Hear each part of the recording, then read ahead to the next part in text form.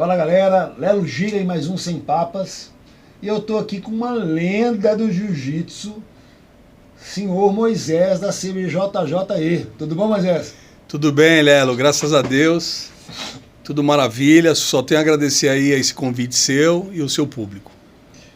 Moisés, você não tá aqui à toa, eu tinha até conversado com um amigo que nós temos em comum, e muitas das perguntas do público do jiu-jitsu, às vezes o cara até que vai só lá ver, queria entender como é que isso tudo formou, o que tem por trás dos bastidores da CBJJE, como é que ela formou.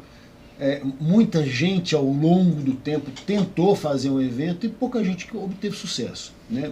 A gente classifica com certeza, está entre os 5 tops eventos de jiu-jitsu realmente no mundo, apesar da gente estar vendo aí o Bet, o DJ Stars e tal, mas com volume de gente, com volume de talentos reconhecidos, não dá para comparar, né? É verdade.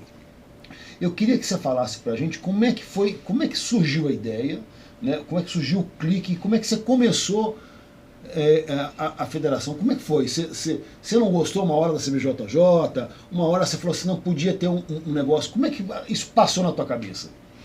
Pô, a história é longa, né? Tem que resumir. A empresa é longa, não tem outro jeito. A história é muito longa. Na verdade, a primeira federação que eu fundei foi em 1991, foi a Federação Paulista de Jiu-Jitsu, né? E eu comecei a fazer o primeiro evento de Jiu-Jitsu em São Paulo em 1989. O primeiro foi lá no Barro Branco. Na época o Jiu-Jitsu de São Paulo estava totalmente parado, chamei todo mundo, quem tinha academia para participar. Foi um evento aberto, gratuito. Eu juntei com os meus alunos, fizemos vaquinha, compramos medalha, troféu. E foi assim, fizemos 2, 3 eventos, convidando todo mundo, começando a fazer novamente uma egrégore do jiu-jitsu, né? Uhum. Porque naquela época o jiu-jitsu estava em baixa ainda, né? E em 91 eu fundei a Paulista, começamos a fazer um trabalho muito bom, com um circuito, né? Como funciona até hoje, né? Era a mesma coisa. Como funciona hoje era antigamente. Era antigamente. E aí, onde tinha mais evento no Brasil, era em São Paulo, que era o Circuito Paulista. E nisso eu tinha um mestre, não que eu considero dos meus mestres também, e se aconchegou muito com amizade comigo, foi o mestre Naum.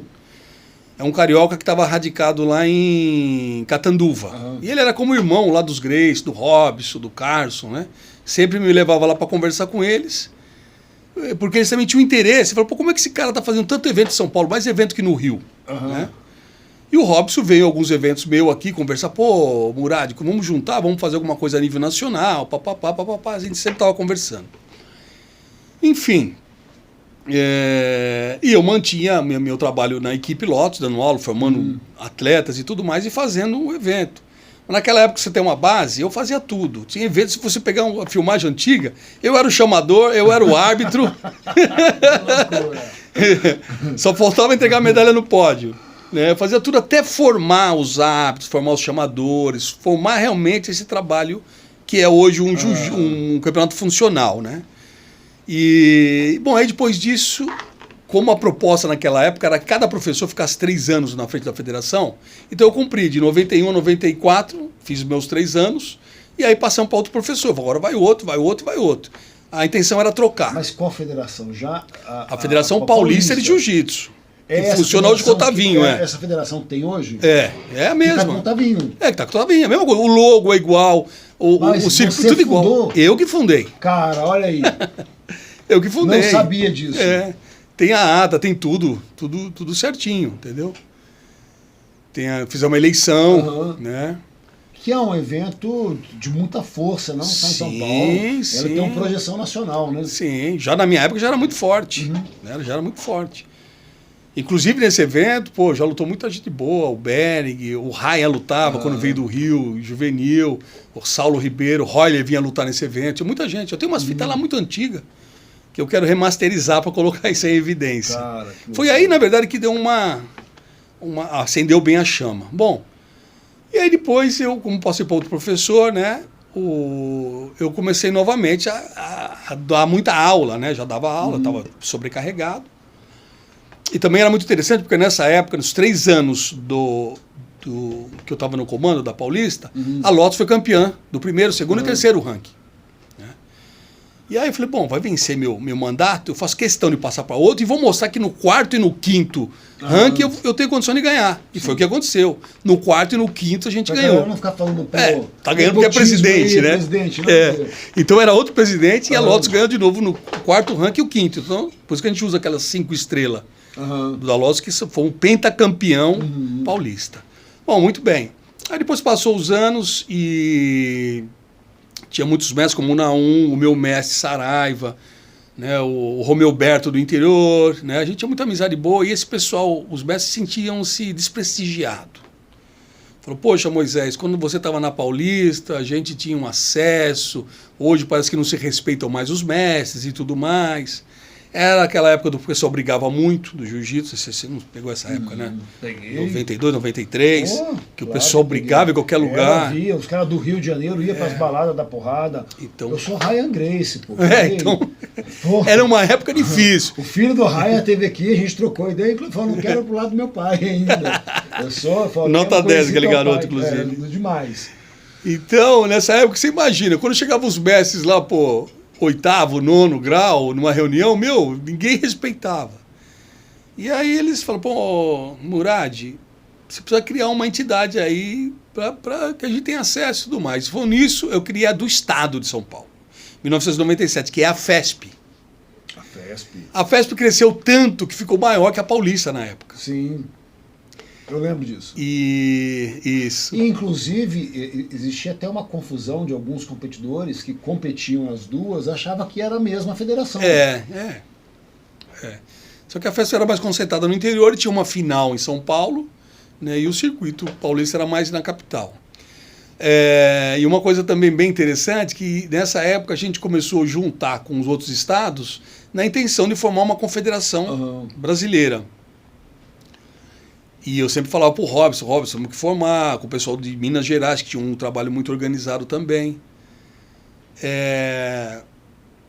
E aí nós começamos a criar a Liga Brasileira de Jiu-Jitsu. Isso foi mais ou menos, começou mais ou menos um trabalho de 1992 para 93, a Liga. E quando a gente foi fazer a reunião lá no Rio de Janeiro da Liga, que a Liga já estava funcionando, já tínhamos alguns eventos, chamamos o Robson para a reunião e o Robson ele propôs que quando ele fundasse a Confederação Brasileira, a gente parava com a Liga. E continuamos a conversação e marcamos uma reunião, eu, o Robson, o Carlinhos e o Naum, né, que fez o intermédio de tudo, e o velho Mansur também. Então, a primeira reunião da Confederação Brasileira de Jiu-Jitsu, com o Robson Grace, Carlinhos Grace, foi dentro da minha academia. Ali surgiu a base da confederação, praticamente. Então, vamos, tá funcionando. Você apoia, Moisés? Apoio, estou dentro.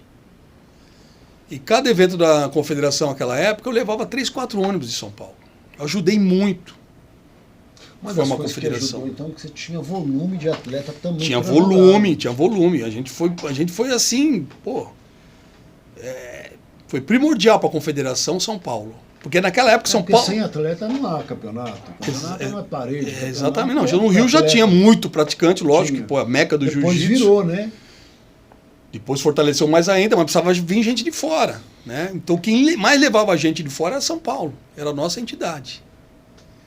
Então, aí deu aquela...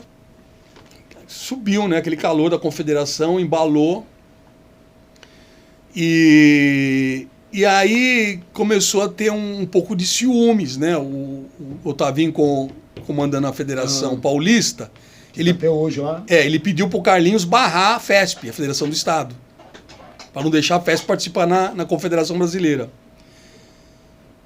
E eu falei com o Carlinhos, Carlinhos, qual que é o problema, né? A gente que se respeita as datas, para você é bom, quanto mais atleta, melhor. Eu falei, não, pô, que ele tá achando ruim, então eu vou proibir aí o pessoal da FESP, da sua federação. Aí proibi 1 ano, né? E eu comecei a falar pro pessoal, bom, vocês querem participar? Entra, vai lá pela seletiva da Paulista ou entra pelo Rio de Janeiro direto, né? E aí começou a acontecer uma coisa muito chata, né? Porque o Otavinho ia no campeonato e ele apontava quem eram os alunos meus e desclassificava. Dentro do campeonato da confederação. Aquilo que podia ser ruim começou a ficar ruim. Muito ruim. Porque aí eu liguei para Paulista e falei, olha, o problema de vocês é comigo. Não atrapalha a vida de atleta. Pô, o atleta paga para ir, se prepara, Sim. o cara chega lá dentro do tatame, você vai tirar ele da competição? Então isso aconteceu com o Givanildo Santana, aconteceu com o Fábio Negão, aconteceu com um monte de gente, atleta meu, né? E outra, e os caras tinham uma amizade, né? Que nem o Giva. O Giva ele ia sempre pro Rio, treinava com o pessoal lá do Rio. O primeiro professor dele foi de lá. Se ele foi se aprimorando, eu acho que existia, inclusive esse termo quelonte, criado pelo Carlos, era uma coisa que... Pelo Carson, Pelo Carson. Essa expressão, ela trouxe muita divisão em vários aspectos, né? Sim. Não só entre equipes, mas como aquilo que era selecionável, que convinha dentro dos campeonatos mesmo. Sim. E numa dessas reuniões com o Carlinho, né? O Carlinho vinha sempre em São Paulo, frequentava a minha casa, minha academia. A gente tinha um ótimo diálogo quando estava crescendo a entidade. Só que tinha um porém. Quando eu falei para o cara, falei, Carlinhos, né, não tem problema a Federação do Estado participar também. Ele foi bem claro para mim, ele falou assim, Moisés, eu estou preocupado, eu quero eletizar o jiu-jitsu. No Rio de Janeiro, eu não estou nem preocupado com a Zona Norte, estou preocupado com a Zona Sul, que é a elite do público do Rio de Janeiro. Sim. Então, cara, eu estou preocupado com a elite, eu não estou nem preocupado com o que está acontecendo aí em São Paulo, você não vai participar e pronto. Então aquilo me preocupou muito, porque o meu trabalho sempre do jiu-jitsu, desde quando eu comecei as competições em 1889, foi fazer um jiu-jitsu para todo mundo. Para quem pode pagar e para quem não pode pagar. Concordo. Né? Quando ele falou que ele estava preocupado com a elite, eu falei, opa, esse cara está precisando de um concorrente. Verdade. Aí ficamos 2 anos sem participar de evento a nível nacional. 2 anos. Quando foi no 3º ano, chamei para uma reunião o mestre Saraiva, o mestre Raul, formado por mim, o Givanildo, que era o diretor de arbitragem, Fábio Negão, a Leila, secretária-geral. Falei, bom, hoje é o dia da gente resolver. Porque a gente já vinha falando de formar a confederação esportiva. Eu liguei pro Carlinho. Ele falou, não, conversa aqui com... Tô sem tempo, conversa com, na época era o diretor de arbitragem deles, o Mansur, né, o sobrinho do velho Mansur. Falei, Mansur, a gente está aí 3 anos sem competir a nível nacional. Eu estou ligando para você para ver se vocês vão aceitar a federação ou não mesmo. Né? Falei, não, o Carlinhos disse que não vai aceitar. Eu falei, pô, então, a partir de hoje, a gente já está reunido aqui, né, os diretores da federação estadual, e a partir de hoje nós estamos fundando a Confederação Brasileira de Jiu-Jitsu Esportivo. Aí o Mansur do outro lado falou, porra, assim você vai foder a gente. Eu falei, porra, 3 anos sem a gente participar, agora eu vou fundar, eu vou ferrar quem, pô? E aí, naquele momento, a gente já fez a ata, já fui atrás de registrar, isso aí foi 2008. E começamos a trabalhar a nível esportivo nacional. Por que você não deu continuidade a partir da Confederação Paulista para virar nacional? Da Confederação Paulista. Tá, não, na verdade, porque... Da Confederação é Federação. Da Federação não, na verdade, o que acontecia, tinha que ter as duas, né, porque uma alimentava a outra entidade, assim, né, vamos dizer, de atleta, era a nível nacional, né, então a gente fundou outra. Podia ter transformado, podia ser um detalhe. Porque ali já tinha um volume de atleta. Já tinha um volume, não, mas o volume não perdeu, porque o volume já aproveitou para... acabou... foi direcionado, Até porque o número de atletas aumentou exponencialmente. Foi bom que a gente valorizou os profissionais, aqueles que estavam fazendo um trabalho já foi a nível nacional, a gente colocou outros de diretor de arbitragem que também vinham da base, então estimulou tudo uma... Mas muita coisa é difícil, porque a gente acha assim, não, fizemos. Não, a gente olha, não é o fácil, evento por trás, né? Eu acho que algumas coisas somaram. Eu queria que você falasse um pouco assim, você é Black 8 graus, né? 8 graus. Então não foi ontem essa história com esse amor com o jiu-jitsu. Não. Né? Não, o jiu-jitsu, para você ter uma base, eu treino desde aquela Como é que época. foi a sua história? Que você entrou no jiu-jitsu, em que ano? Como é que foi, pô? Eu e meus irmãos, né, nós começamos no jiu-jitsu em 1976. Nossa. Com quem? Nós tivemos muita sorte. Começamos com o Mestre Saraiva. O Mestre Saraiva, para você ter base, ele foi criado na casa do Carson Gracie. Ele veio do Carson? Do Carson Gracie. Ele foi criado na Funabem, era uma criança carente, né? E treinava lá com o Paquetá, que o Paquetá que fazia todas aquelas filmagens antigas, que tinha o maior arsenal de imagens do jiu-jitsu. E o Saraiva, quando estava com uns 14 anos, ele falou pro Carson. Ele era o melhor amigo do Carson. Falou, Carson, eu tô com um garoto lá sensacional. O Carson falou, traz aí. Se ele for bem, eu dou a vaga para ele aqui.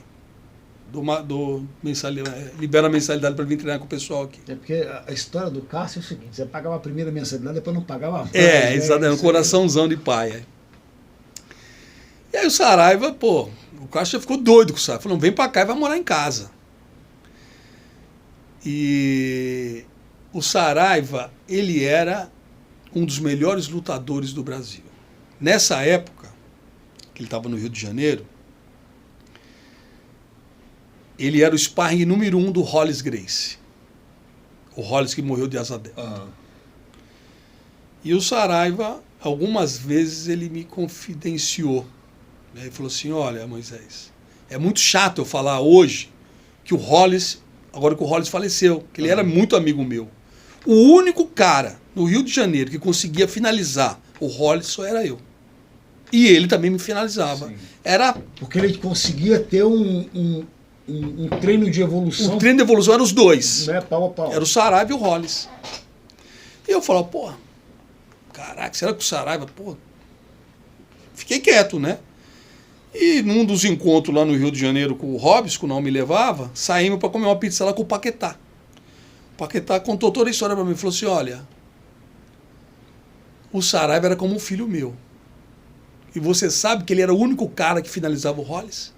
Eu falei, ele me contou isso. Eu também guardei, porque... Ele falou, agora com o Hollis faleceu, é chato falar isso. Era o único cara que conseguia lutar de igual para igual com o Hollis.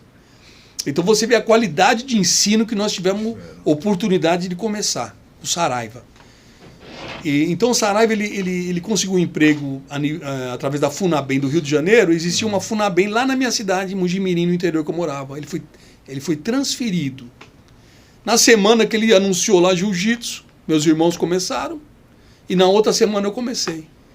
Dia 16 de outubro de 1976. Nossa, cara, é uma vida, cara. Quem que imagina isso? E aí o Saraiva começou, ele era sozinho na cidade, começou a ser como ali, irmão, parente da família, vivia em casa, né?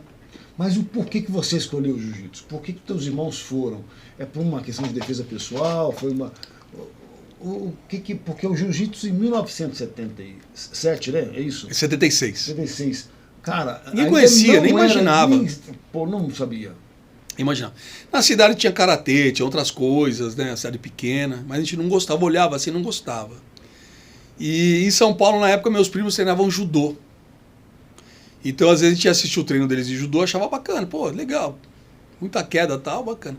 Mas quando a gente viu o jiu-jitsu, que derrubava e lutava, falou, cara, é isso. É isso que é isso aí que a gente gosta, né?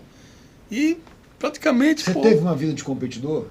Tive, lutei muito. Lutava todos. Com o Mestre Saraiva, a gente lutava todos os campeonatos. E essa mescla, é isso que eu quero chegar. É isso que deu a ferramenta. E uma coisa que eu vou te perguntar, e aí? Como é que é organizar?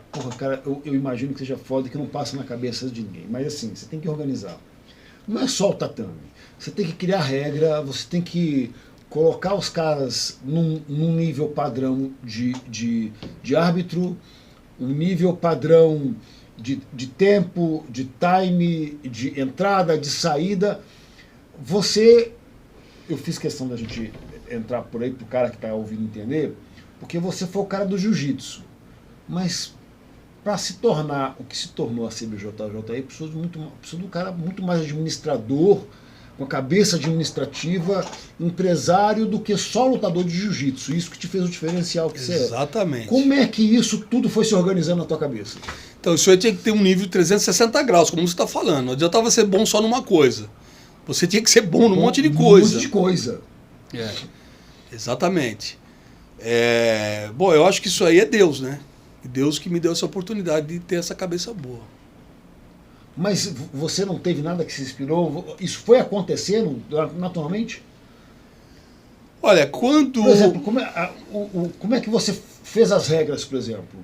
Você partiu da CBJJ, da Confederação Brasileira? Como é que foi?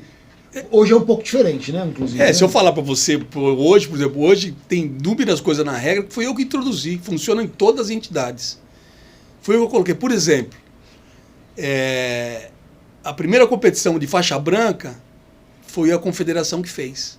Todo mundo criticava. Isso em 2008. Já no FESP eu fazia de faixa branca a partir de 1997, 98. Todo mundo criticava. Hoje todo mundo faz competição de branca. Nós que lançamos. Né? Por exemplo, de proibir um expert ou um judoca marrom preto a lutar na branca, fui eu que proibi. Até hoje existe. Todas as entidades têm essa regra. De colocar... começar com o infantil, implantar o infantil mesmo para competição, a nível de medalha, disputar foi a gente também. O feminino, você vê, a feminina, a mesma proporção de premiação do que o masculino, igual. Enfim, a regra, praticamente a gente tinha aquela regra antiga, quando eu peguei era aquela regra desde o Hélio Gracie. É você que faz? É você eu que elaborei tudo. E os primeiros árbitros... Quem treinou? Eu que treinei. Eu arbitrava e eu treinava eles. Então, quer dizer, eu imagino que para você teve que primeiro, então, treinar um grupo de árbitros. Como eu falei no começo, eu tive que treinar, eu arbitrava e treinava uma equipe de árbitros. Uma loucura total. Tanto é que é o seguinte, Lelo, para você ter uma base... Você imaginou que ia virar em algum momento a CBJJ que ela virou? Ó, eu sabia que a coisa ia virar, mas não na proporção tão grande como é hoje. Que ia virar, eu ia porque colocava amor, carinho, sabe? E não tinha aquela pretensão, nada de financeiro, nada preocupado, e sim com o esporte. Com o esporte. Aquela crescimento do esporte. Aquela coisa que você tem aquela satisfação. Poxa, porque meus alunos eram meus irmãos, minhas irmãs, meus primos, meus amigos de bairro. Então era aquela satisfação. Não, até porque você contando, família. A motivação que acabou acontecendo foi para que... Desculpa o Carlinhos que eu vou falar agora, o Carlinhos ainda é o presidente da Confederação Brasileira, mas foi por uma tentativa de uma maior igualdade dentro das competições. Sim.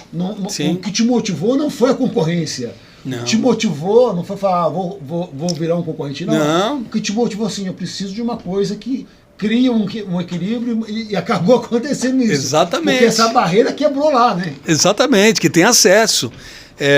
Exatamente, que facilite o acesso. Né? Para você ter uma base aí, se você pegar aí um monte de lutador aí que só chegou a ser o que é, porque a gente fazia aqueles eventos no interior, ia buscar preço barato, facilitava a filiação, né? Tinha por exemplo, André Galvão, por exemplo. Ele era de São José, ele ia lutar em Ubatuba com a gente, fazia evento de São José dos Campos, ele ia participar, garoto de 12, 13 anos. Então, um monte de lutador aí a nível do estado de São Paulo, que a gente ia lá longe. Marcelinho Garcia, por exemplo, foi revelado nos nossos eventos.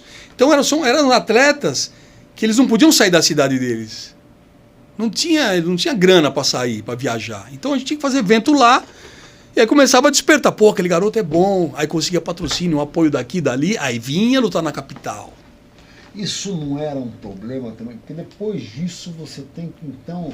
achar o lugar, cara. Como é que é isso? Você também negociava os lugares para fazer? Hoje você praticamente domina o Ibirapuera. Sim. O Ibirapuera hoje virou sua casa. Virou a casa nossa. Mas como é que era isso? Você que negociava? Você tinha um cara que ajudava? Como é que Não, era? Tudo eu. Eu e Deus. Eu sempre confiei muito no que Deus manda pra gente. Até o nosso... Como é que você divulgava isso? Como é que a galera ficava sabendo? Como é que... Porque naquela época não tinha nem internet direito. Não tinha internet. Não tinha internet. Então como é que você fazia? Era um boca a boca? Era um boca a boca. Era o boca a boca. Era o boca a boca, era ligar, falar, ó, mestre tal, vamos ter um encontro lá em Campinas. Conto com seus alunos. Teve evento, teve muito evento. Desculpa te perguntar, mas teve muito evento que deu prejuízo? Muito. Não, muito. E você não ficava com vontade de desistir? Pô, essa merda deu prejuízo, eu me ferrei, tô aqui por amor. Muito. E aí o desafio aumentava. Porque hoje, a gente escuta tudo isso. O Moisés é rico, porra, tô pagando, né? A gente como atleta. É. E eu fico imaginando, eu sou empresário também, e eu fico imaginando, cara, a galera não deve saber não sabe, não imagina, não imagina, não imagina. Não imagina. É interessante que o primeiro mundial que eu fiz, por exemplo, primeiro mundial, sem brincadeira, eu já tinha mais ou menos 400, 500 mil reais já agendado para casa. Isso em 2007. 2007. Na época, eu já tinha acho que uns 480 mil já programado, medalha, isso, na época, hein, de gasto. Não era receita não, é gasto. Faltava uma semana pro evento. Cara, não tinha 200 inscritos. Cara... Meu Deus. Não tinha 200 inscritos. Aí eu falei, porra, dessa vez eu morro. Eu vou ter um treco. Tô fodido. E ainda eu lembro que um outro professor de ciúme ligou pra mim e falou, pô, vamos fazer uma parceria nesses eventos aí, papapá. Eu virei pra ele e falei assim, pô, faz o seguinte, vocês querem tocar, toca. Já tá com 480 mil de dívida, tem 200 inscritos. Não paga nem 10%. Vocês querem tocar o evento? Passo pra vocês. Ficou todo mundo quietinho. Lelo, sem brincadeira, faltando 2 dias pro evento. 2 dias. Entendi, porque Deus... Escreveu 2.000 atletas. 2 dias. Deus... Entendeu? 2 dias, 2.000 atletas. Eu falei, porra, vai dar pra pagar essa. É assim, cara, porque eu imagino que deve ser uma loucura, porque aí, né, acaba acontecendo todo esse padrão. E hoje, como é que é? Porque hoje realmente eu vejo uma evolução muito grande na organização dos eventos. Eu acho que realmente uma coisa muito industrial, aquela coisa, o chamador, colocar as baias, onde que vai entrar, cara, aquilo ali, como é que foi depois isso? Depois você foi colocando um pessoal que te ajuda isso administrativamente, né? Sim, claro, sim. Cada um no seu... Hoje tem um diretor de cada coisa. Um diretor de escritório, um diretor de chamador, um diretor de arbitragem, tudo. Um diretor de premiação. Cada um tem um cabeça ali que mexe. Como é que você define essa premiação também? Porque assim, por incrível que pareça, a galera não sabe, no montante absoluto, da hora que eu fiz, né? Você pega, é a federação que mais premia monetariamente. E tem o feminino que aumentou muito. Porra. E é a mesma premiação do adulto. Hoje o feminino aí como é que você faz chaves. essa conta? Ou você continua confiando em Deus? Não, confiando em Deus sempre. Agora já não dá para ser, porque agora é o seguinte, se o negócio, se esse trem descer morro abaixo, pelo amor de Deus, feio. Não, mas evento, como você falou, tem evento que você empata, tem evento que você perde e você ganha. No final que dá uma régua. Mas é assim.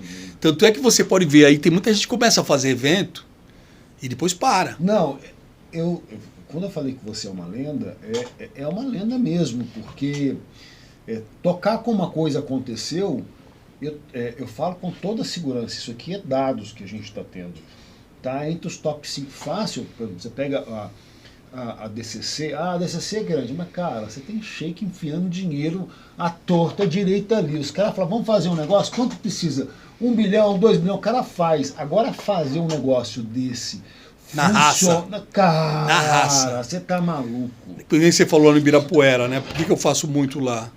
Ali tem karatê, tem kung fu, tem tudo. Eles só fazem evento com emenda. O único que faz sem emenda sou eu. Na raça. Ninguém acredita.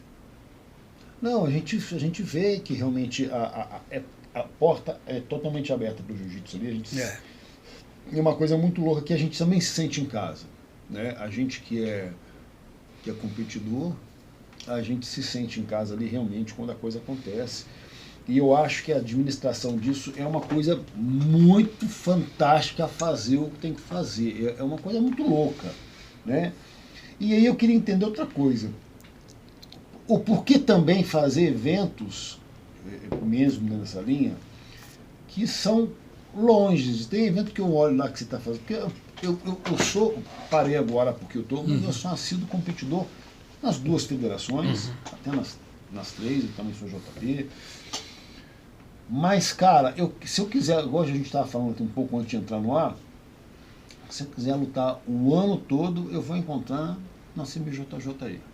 Não tem evento que você vai olhando e fala assim, cara, esse evento já é o 5º ano que eu faço ele, deu prejuízo, eu vou tirar esse evento do ar. Você não passe na sua cabeça, não. Ou você, porque ali, para o público entender isso, porque tem evento que você vê que é o amor a fazer o evento. Exatamente. Não tem nada a ver com dinheiro mesmo. Não, exatamente, é isso. Mas é aquilo que eu falei. Né? Olha o preço de você fazer um evento lá em São José dos Campos, que praticamente dava prejuízo, de revelar um André Galvão. Não tem preço. Olha outra coisa, você fazer um evento em Minas Gerais e revelar um Marcelo Garcia. Não tem preço. Faz um evento aqui que deu, por exemplo... Mas você faz isso consciente? Consciente. Se eu fosse pensar em dinheiro, eu estava fazendo outra coisa, Léo. É verdade. Estava fazendo outra coisa. Não que seja ruim, senão você não estava também nisso. Eu acho que trabalhar de graça não dá, né, Moisés? Mas foi uma somatória, porque você vê, eu treinei jiu-jitsu a vida inteira. Professor de jiu-jitsu a vida toda. Então, você tinha que criar um mecanismo para que houvesse um estímulo, aula, treinamento, competição, mídia, sabe? Um ecossistema. Então, como eu fui um dos pioneiros nisso, eu tinha que criar um ecossistema. Não adiantava ficar jogando para os outros. Qual que é o evento que dá muito trabalho de fazer hoje? É o Mundial? Mundial. Mundial dá muito trabalho. Todos dão trabalho. O padrão de trabalho é igual, mas... Tem um, acho que deve dar mais. É pelo número pelo número. Vem muita gente de fora, expectativa, dá mais trabalho. Qual o evento que você fala, puta, esse evento nunca me deu dinheiro? Deve ter algum, ou não? Não, por exemplo, esses esses eliminatórios fora, geralmente ou empata ou ele fica ali perto do prejuízo. Perto do prejuízo, esses fora, na maioria. Porque aí a gente atrai eles para os grandes, né? Sim, mas aí que dá equaliza. Ele acaba tendo uma fidelização. Com o atleta, para ele estar ali, para ele continuar... Não, porque é um exemplo grande. Lembra da pandemia? Lembro, eu vou chegar nela agora. Quem foi o único que fez evento na pandemia? Foi você. Único. Agora você me pergunta, eu fiz o evento pensando em dinheiro? Não. Eu fiz pensando nos professores e nos atletas. Verdade. Eu comprei uma briga com todo mundo. Então aqueles eram eventos que empatavam no máximo. Se não dava prejuízo, empatava. Porque você vê, você criava todo um evento... Não, e era bem complexo, teve evento, cara, é questão da máscara, da seguridade, e o mais louco, aí eu posso falar porque eu fui em quase todos os eventos da pandemia. Você não, muito bem controlado, as pessoas que estavam realmente infectadas eram detectadas porque elas davam o exame e a gente convive entre as academias, cara, foi a coisa, eu acho que mais sadia, porque a gente não viu nenhuma progressão epidêmica dentro do negócio. De forma nenhuma. Sadio, foi um negócio muito louco. E como é que foi organizar isso, que já era difícil no meio de uma crise? Para você ter uma base... Como é que você tomou a decisão? Não. Eu vou fazer, eu vou comprar essa briga. Cara, isso aí eu já estava louco para trabalhar. Né, para fazer as coisas. Não gosto de ficar muito sentado, gosto de atividade. Os professores me ligando. Professor, pelo amor de Deus, estamos morrendo de fome. Porra, os alunos querem treinar, estão treinando escondido. Porra, como é que vai fazer? E eu fiquei pensando, falei, cara, não é possível. Aí comecei a pensar, né, orar, né, que Deus me ilumine o que é para fazer. E comecei a perceber que aquilo que foi o mais óbvio na pandemia, o atleta com foco de treino e competição, dificilmente ele se adoecia. Sim. Se pegasse era mínimo, porque ele estava num foco de treinamento tão grande que ele não se... viu isso na prática. A gente viu na prática. Mesmo que ele pegava era suave, vamos dizer assim, era tranquilo, bem controlável. Eu vi caras que deram positivo, que não puderam lutar, que você falava assim, esse cara não tá doente, cara. Exatamente, o cara tava inteiro. Ele tá pronto pra lutar. Tanto é que você lembra aqueles exames que a gente fazia, eu comecei a ter uma comparação. Eu cheguei na clínica que fazia, pô, você tem uma base, pra pagar aquilo, cara. Bicho, ali você já viu o prejuízo. Sim, claro. Era 5 enfermeiros, 2 médicos, não sei o que lá, tenda, ambulância. Cara, imagina o quanto que não pagava cada exame. Não, maluqueira aquilo ali. Maluqueira. Aí, cara, quando deu lá uns 4, 5 exames, eu comecei a comparar, eu comecei a falar, pô, eu falei, cara, mas quem que tá com... Desses caras que estão com Covid, quem que tá? Aqui não tinha ninguém, aqui não tinha ninguém. Aqui não tinha ninguém, aqui tinha um. Eu falei, pô, cara, 99,999% são saudáveis. Chegou, meu, passou do 5º, 6º evento, sabe o que eu fiz? Falei, manda todas essas planilhas pra mim. Juntei todas as planilhas, você quer saber? O próximo agora eu não vou fazer exame. Eu vi um cara que ele deu positivo, aí a gente se reuniu e o cara saiu chorando, né? Porra, eu me preparei e tal. E aí eu falei, e aí, cara, velho, eu tô pronto pra lutar, eu não sinto absolutamente nada. Exatamente. Tanto é que aí eu peguei todas essas planilhas, quando eu fiz o evento eu levava as planilhas, quando eu via a vigilância, falei, tá aqui, ó. São todos os atletas que participam o ano todo, de todos os eventos aí, ninguém tem Covid e estão aqui para competir mais um evento. Aí era uma briga, eu falava ao pessoal, meu, faz o evento aí. Se eles levar preso vocês continuam com o evento. E lá fora era uma briga. Você não ficou com medo? Você não tinha medo, não. Eu passei por cada um, pô. Aí vinha a polícia, não, explicação, é isso, é aquilo. Mas por quê? Se o Brasil inteiro tá parado, como é que você tá fazendo? Entendeu? É aquela explicação toda. Pô, são atletas, estão bem, estão saudáveis. Se eles ficarem em casa sem treinar, aí sim que eles vão se abater com a Covid. Eles treinando, focados, eles não vão ter problema nenhum. Estão focados no treino. Pô, era 100% ali que estão saudáveis. E não tinha por que eu parar. Agora, se fosse o contrário, pô, fez uma competição, pô, um monte pegou, um monte tá passando mal, aí eu ia parar, lógico, não tem nem dúvida. Mas você continua fora isso com a academia ainda? Sim. Você dá aula? Dou aula. Hoje eu dou mais seminário, né? Mas eu gosto muito de dar aula. Me diz uma coisa, o cara que vai para Lotus do Murat, ele sente que está com o presidente da federação? Isso ajuda? Não, acho que não tem nada a ver. Do Renzo, por exemplo, cara, não é inegável. Ele fala que não, mas não. Lógico, claro. Mas eu acho que tem, não. Sem falsa modéstia. Não, quem sabe, lógico que tem um peso. Mas sabe que tem muitas vezes eu vou dar aula para um grupo, tal, eles às vezes nem imaginam, novato, iniciante, ele nem sabe quem eu sou. Depois que ele vai saber, ele falou, ô professor, é você que comanda lá. Depois que a ficha cai. Depois que a ficha cai, o cara tá lá e a ficha cai. Depois a ficha cai.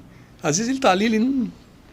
E para mim também, pessoalmente, para mim não muda nada, né? Porque ser professor é o que eu mais gosto, é dar aula. Mas assim, eu não sou muito fã de falsa modéstia. Tá. Eu acho que faz uma diferença por todo histórico, por tudo que você tem, por tudo que você carrega. Eu não estou aqui rasgando o cida para você, não. Se eu fosse fazer se você fosse olhar tecnicamente para você por fora e tudo que foi realizado, é um negócio diferenciado. Você deixou um legado que isso, a gente nem sabe até quando vai perdurar isso. Né? Você tem essa noção, o quanto isso é legado e o quanto isso teve profundidade realmente no esporte? Sim. Hoje você vai ter muito aluno aí que estuda educação física, outras coisas, quando eles vão fazer um trabalho, eles mandam e-mail, me ligam, falam, pô, mestre, não tem como pesquisar aqui alguma coisa que não esteja você relacionado. Ou seja de história, ou seja de regras, competição. Então... Quando você começou lá atrás, em 1976, que você entrou na academia, aquele garoto com faixa branca, você imaginava que você ia chegar e estar aqui hoje onde você está? Olha, o que eu posso lembrar daquela época, que eu lembro muito bem... Por algum momento passou na sua cabeça? O que eu lembro muito bem era uma coisa o seguinte. Eu tinha 11 anos de idade e eu treinava lá com o querido mestre, né, o mestre Saraiva.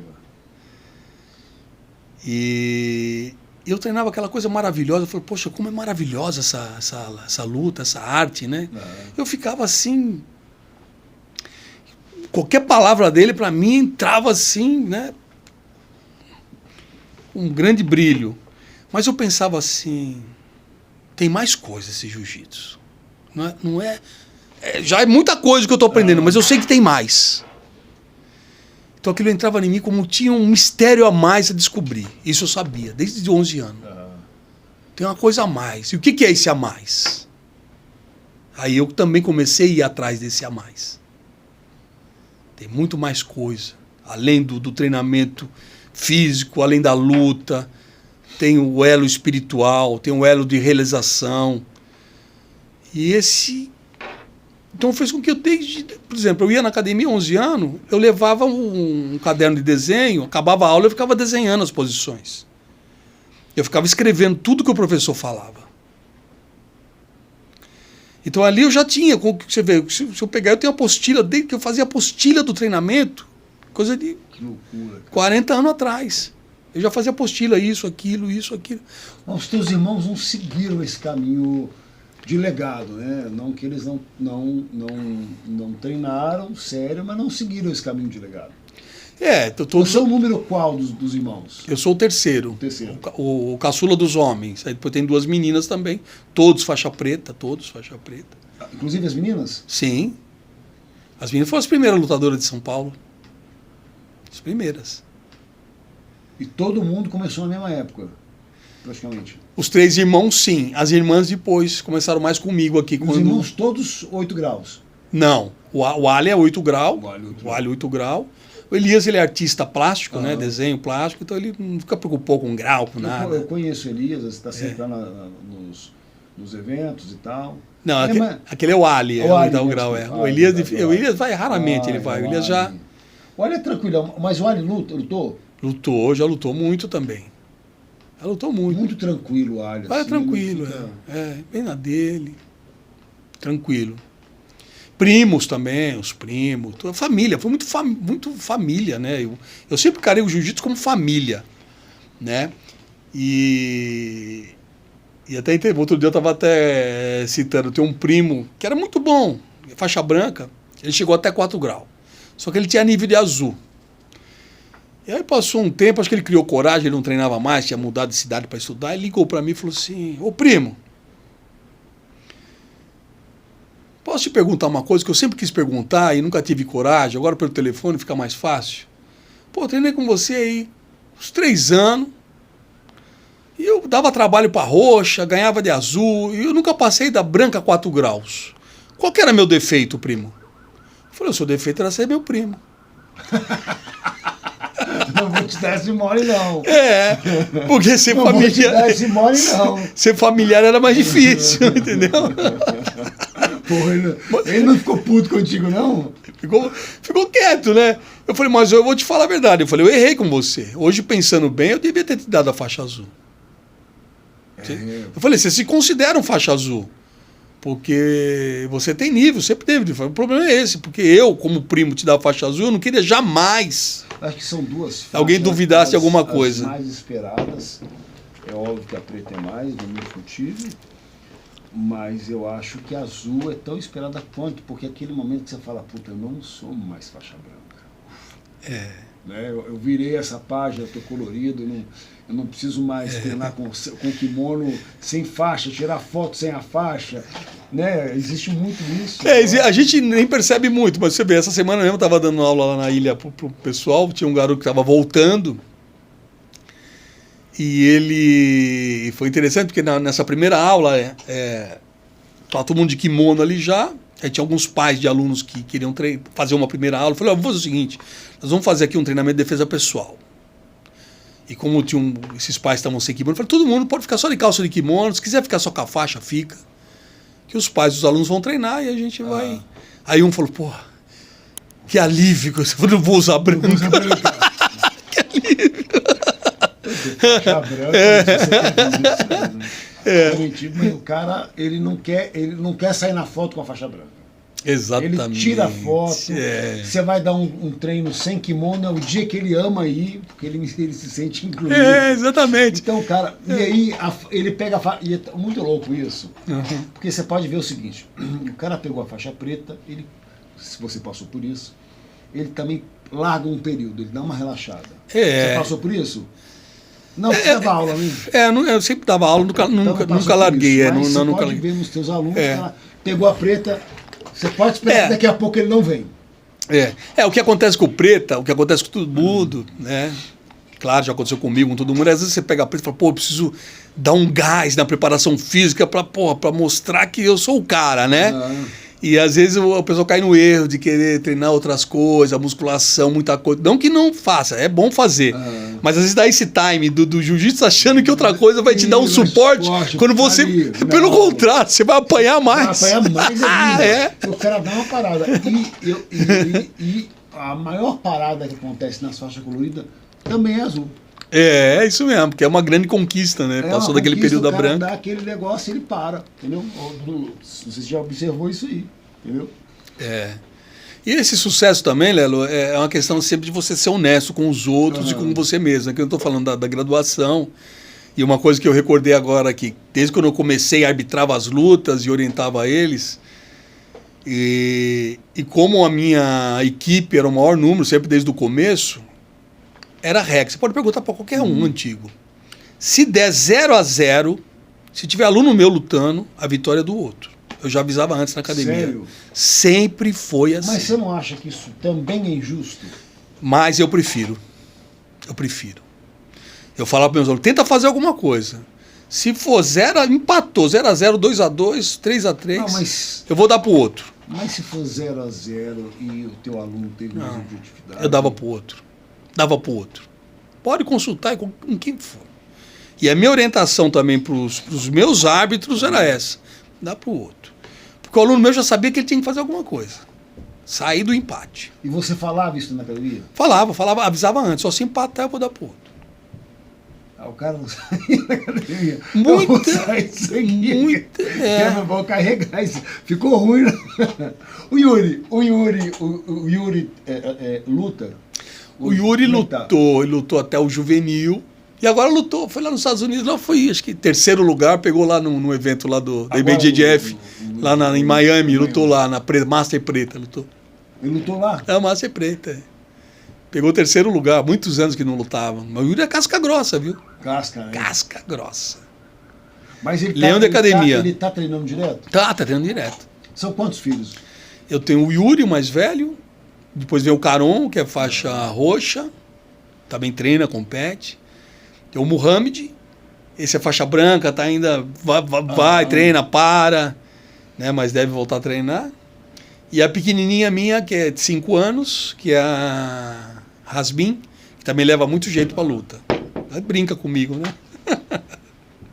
Bacana. E a gente pode esperar, como é que vai ser você pensa nessa transição pro Yuri? Não, já tá. O Yuri já resolve tudo. E você vai virar o quê? Vai virar diversão? Não, eu gosto muito de trabalhar, fazer as coisas, né? Eu tenho muitos pensamentos aí. Por exemplo, um detalhe crítico que uns aprovam, outros reprovam, muitos reprovam, que é a questão do jiu-jitsu nas Olimpíadas. Você então acha que isso seria? Então esse é uma nova luta minha. Porque alguém tem que fazer alguma coisa. Não pode ficar como é que está. Não é só dinheiro que nem os sheiks estão fazendo, que vão colocar porque é muito dinheiro, a coisa. Tem que ter a regra, tem que ter a base, né? Porque a essência vale muito mais do que dinheiro. Então eu sempre soube como fazer chegar lá. Você está movendo alguma coisa nisso? Já estou movendo. Então, eu também sou contra do jiu-jitsu participar de uma Olimpíadas dos esportes. Sou contra. Porque vai ter que mutilar o jiu-jitsu para se enquadrar, ser atrativo na Olimpíadas. Então, eu já formei uma entidade, já registrei, inclusive, agora, faz poucos meses, que ela é uma entidade olímpica específica de artes marciais.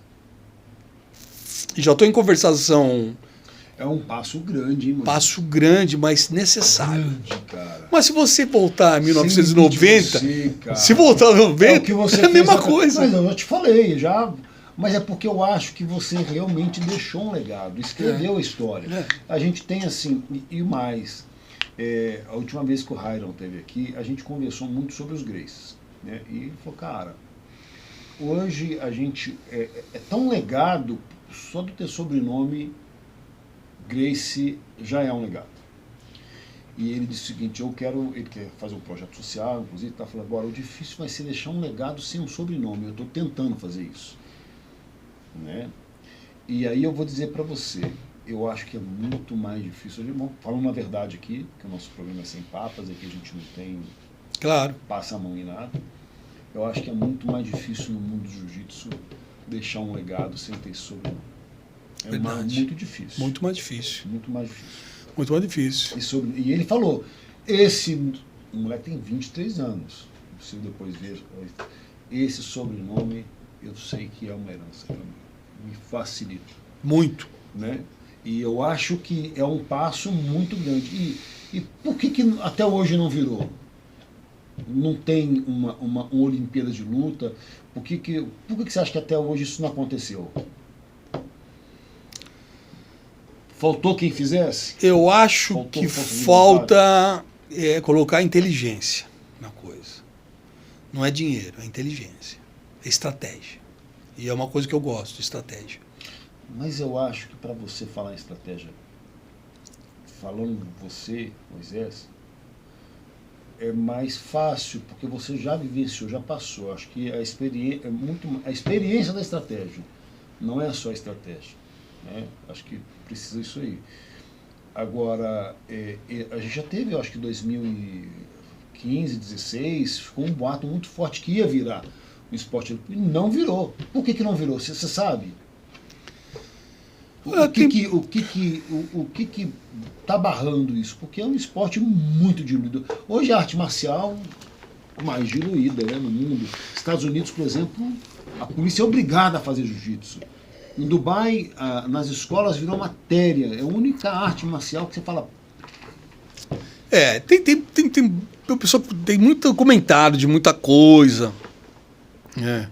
Diz que há muitos anos atrás o Bering colocou o Carlinhos Gracie, já faz uns 15 anos, sei lá, 12 anos atrás, para conversar na França com o pessoal do judô, que eles tinham a Federação Internacional de Judô, que é forte dentro da Olimpíadas, tem diretores da Olimpíadas, de colocar o jiu-jitsu da Olimpíadas. Não acredito. Eu vou te dar agora é um parecer humilde meu. Eu acho que o sonho de todo judoca é ser um jiu-jiteiro. Acredito que sim. É um sonho. É um sonho. Eles tentam fazer um comparativo que não existe. Exatamente. Então eu acho que se depender do judoca, eu também acho. É a única coisa que ele consegue se amarrar e dizer, nós somos um esporte olímpico e vocês não são. Exatamente. Eu acho que não. Exatamente, é bem isso. E os Sheik hoje, eles têm sim grande capacidade, eles querem colocar na Olimpíadas, eu não sei que tipo de regra que eles querem colocar, mas eu acho que o jiu-jitsu tem que entrar num tipo de Olimpíadas específico de lutas, sem perder a característica, sem perder a filosofia, sem perder o que nós somos, entendeu? Sem mutilar o jiu-jitsu. Também acho. Manter a integridade do jiu-jitsu. Vai ser difícil isso aí. Nós vamos chegar lá. Você tá meio imparável. Nós vamos chegar lá. Eu não quero só o jiu-jitsu, eu quero que outras lutas também tenham essa condição. Kung Fu, o Taekwondo, o Karatê. Já tá lá. Já é esporte olímpico. Mas aí que não evita que também participe da Olimpíada das Artes Marciais. Sim. Porque aí eles têm condições de colocar a tradição deles dentro do tipo de evento desse. Porque para você entrar na Olimpíadas, mutilou. Mutilou. E geralmente sai, né? Depois de 2, 3 Olimpíadas eles tiram fora. Que entra outros esportes, eles tiram a arte marcial. Então, eu acho que tem tudo para dar certo. Moisés, 2 coisas, a gente já está acabando. 2 coisas que eu queria que você dissesse para o nosso público. o que a gente pode esperar da JJ, desse BJJI daqui para frente? E o que a gente pode realmente esperar em termos de esperança virar realmente o esporte olímpico? O que você acha que vai realmente virar efetivamente, tirando do sonho e de um papel? Bom, Lero, muito importante. A CBJJE, ela sempre teve um maior propósito de inserção no esporte, né, de criança, adulto, master. Até como eu falei, a gente foi uma das primeiras entidades a fazer competição oficial de criança, de faixa branca. Você vê até Master 7 tem agora, introduzimos o... Né? Fiz uma coisa também, por exemplo, criei uma categoria que não existe já esse ano, que é Infanto Juvenil B Azul, porque o esporte evoluiu, ele pede. Verdade. Daqui a pouco vai estar todo mundo copiando, fazendo igual. E eu vou te falar uma coisa, isso é uma grande sacada, porque os talentos violentos estão ficando ali. Mica Galvão foi um deles que cairia nessa categoria, por exemplo. Exatamente, porque senão ele quer lutar no adulto, e não pode, ele tem que... Você sabe que revelar ali. O Mica Galvão, ele ganha, só para abrir um parênteses do que você está falando, é a tendência, eu não sei de onde você tirou da sua cabeça, mas como é que ele foi para o Azul? Ia fazer um evento que eles iam convidar um faixa azul para entrar, o Mica era verde. O pai falou assim, não tem problema, ele vai participar. E graduou ele para azul. Ele fez isso porque não tinha nada que colocasse ele nesse espaço do B Azul. Exatamente. Não tinha. E os talentos novos todos estão nesse eixo. Exatamente, os talentos estão ali. Porque essa fase é uma fase que o garoto está despertando, né, para realmente... Ele não pode estar competindo junto com o moleque que é verde. Não, exatamente. Ele tá outro nível, é azul. Então, por isso, essa foi a sacada. Falei, não é possível que esse garoto tá aí com 14, 15 anos, ele vai parar de treinar ou ele vai ser obrigado a lutar no adulto. Um garoto, porque a gente não está criando uma categoria que realmente comporta esses talentos. Então hoje tem.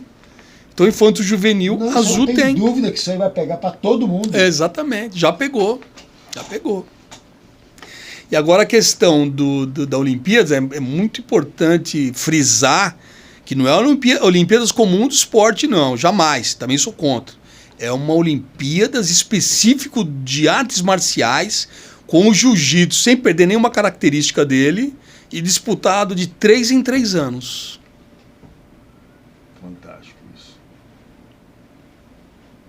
Fantástico isso. Oxalá seja a primeira 2028. Poxa, cara, isso aí é um furo maravilhoso aqui no 2028.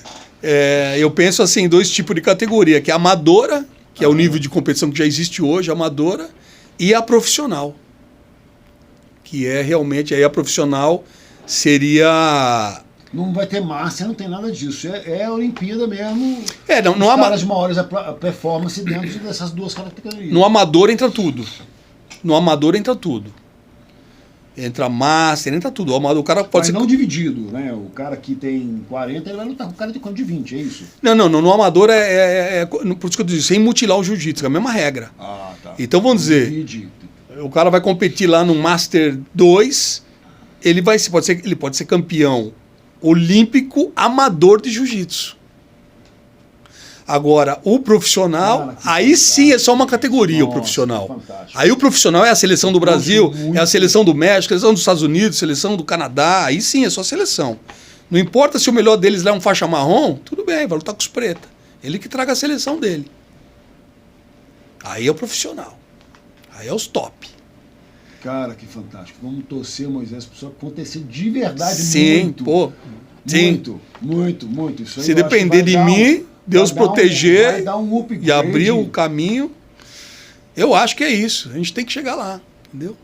Poxa, o pessoal disputa tanto. Olha, a vida de se você, dedica. Eu vou começar a acreditar. Porque se dedica. Por que não, cara, um dia chegar ao seu campeão olímpico? Por que não? Porra, é fantástico. O cara é o top da modalidade. O que você quer exigir mais dele? O mundo olhando, né, cara, para uma coisa. O mundo olhando. Eu acho que a luta hoje, é a coisa que está mais em alta no mundo, é a luta No mais mundo. no mundo, cara. Exatamente, é o que está mais em alta no mundo. Hoje as artes marciais e maravilhosamente o jiu-jitsu é uma das atividades que dá um senso para o ser humano hoje. Hoje está todo mundo muito preso no eletrônico, né? Hoje o pessoal está com muita inseguridade, né? Você vê o mundo hoje atravessa coisas aí que pô, não dá nem para imaginar. Guerra, né? Nosso século XXI, guerra, insegurança, não sei o que lá. Pô, mas quando você entra num dojo para treinar é aquela paz, né? Então é essa paz que o mundo todo está tendo dentro dos dojo. E dentro do dojo expandir, como a filosofia, expandir para fora essa paz, essa tranquilidade, né? Essa coisa da honestidade, de você ter um equilíbrio, de você fazer o bem para os outros. Então, eu costumo falar, onde tem mais dojo de jiu-jitsu no mundo, é um mundo, uma civilização melhor. Moisés, obrigado, cara.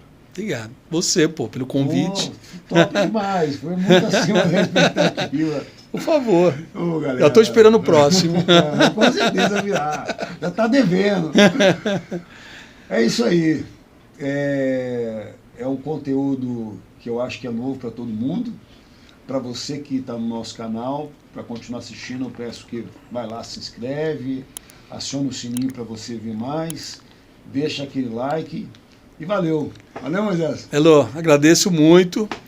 E conte comigo aí, gente, porque eu amo o que eu faço. Estamos juntos. Os.